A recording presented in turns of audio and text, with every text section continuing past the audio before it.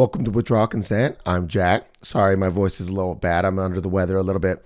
Today, I want to talk to you about how kind of the different ways that democracy is kind of just a joke. When you saw this Taylor Swift story the other day where it was the night of the debate between Trump and Kamala, and Taylor Swift endorses Donald Trump and leaves a link and in her story or whatever on Instagram and says, hey, go register to vote. And then 337,000 people go through the link to register to vote.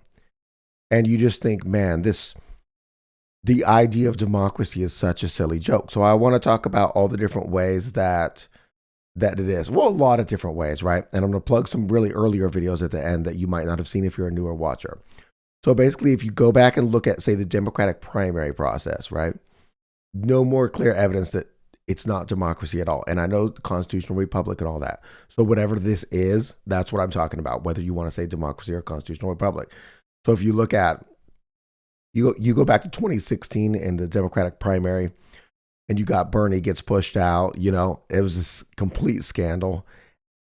Just anti-populist movement on the left, to push him out.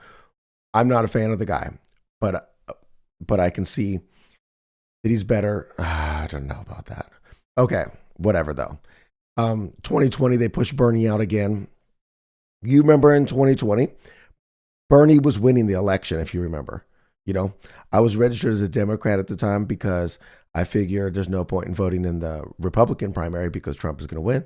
And maybe I want to have a choice of who Trump is running against. And I was early voting, and Bernie had won like the first 3 states. I literally voted for Biden in the Democratic primary because I thought, oh no, Bernie's going to win this. Nah, they pushed him out. It's cool. You don't got to worry. Anyways, then you look at this election, right? The Democrats totally pushed RFK Jr. out.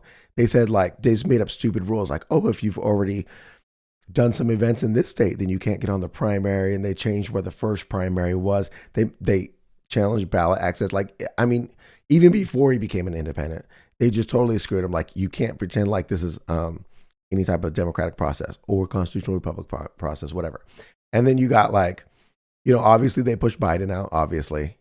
I don't even think he wrote the little letter that says that he's dropping out or that he's endorsing Kamala. I don't think any of that's real. Coronated Kamala Harris, we know about that story. In absolutely no time at all, she turned from being detested by everybody left and right to now she's in first place. She got no delegates in 2020. She dropped out before Iowa, I believe. She got no votes in the Democratic primary this year. Biden got 14 million. But this is still democracy, right? Basically, on the Democrat side, it's 3 rigged primaries. Okay, now if you look on the Republican side, it's much more legitimate. There was a robust primary process in 2016. In 2020, Trump was kind of the incumbent. In 2024, I think they had a fair primary process because even though Trump didn't participate in the debates, like if DeSantis would have just came in and just smashed and then got 50-50, 40-60 in the polls, something like that, Trump would have had to come out and debate him. But that just, Trump's just, why not just sit back and see if he flops? And he flopped. Not that he doesn't have great policies and stuff, but okay. You can also look at different stuff like, so the goal of the United States is to support Ukraine because they have to support this democracy. By democracy, they mean that Zelensky was elected to a 5-year term in May 20 of 2019. And it is now, as of this date, it is now, he's infinitely the president. There's no plans of doing democracy in that country or even an illusion of democracy, which brings me to Victor's point when I was bringing this up, right? His point was that all of democracy is just an illusion, right? So long as they keep it as like a semi-believable farce, you can't revolt because you're technically free as long as it's semi-believable. And so then basically democracy becomes the most effective form of government ever invented to pacify armed masses of people. Under no other form of government could you even try to get away with this. Could you try to get away with the tyranny that they impose from Washington, D.C., unless some of the people believe it's free. And I think that if you if you are watching what's going on and you think that this is freedom or this is democracy or something, then I think you're an idiot. Now, if you're not well informed and you're not watching and you think that this is freedom and democracy or a constitutional republic, that's fine, But then hopefully those people start watching and then they're not idiots and then they understand what's going on. So they got this thing in democracy, right, that I just heard about the other day. It's terrific, right? It's called transitional justice, right? So what happens is the United States wants to go make a coup on a sovereign country that has a leader that's doing the best interest of that country's people, right?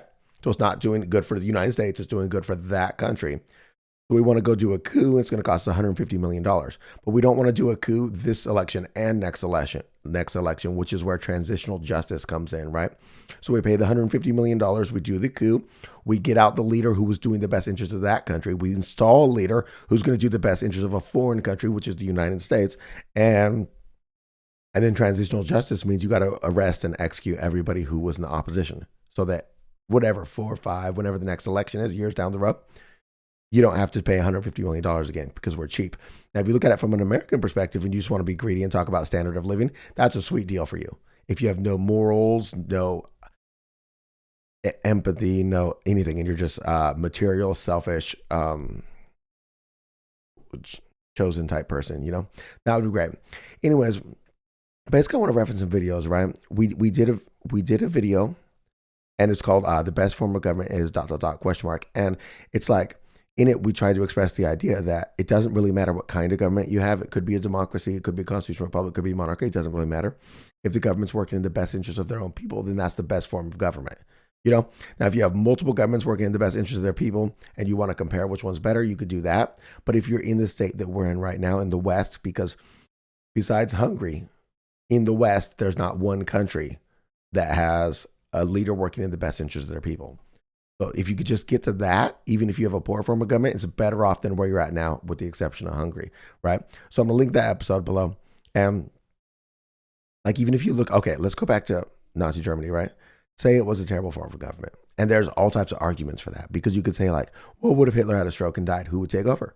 It's this cult of personality. Like, there's this one leader. There's no plan for succession. Like, even if you say it's a terrible form of government, but you've got this government working for the people, and they've got people showing up at farmhouses and they say, your kid has been selected because your kid's incredibly great at just whatever, architecture, whatever it is.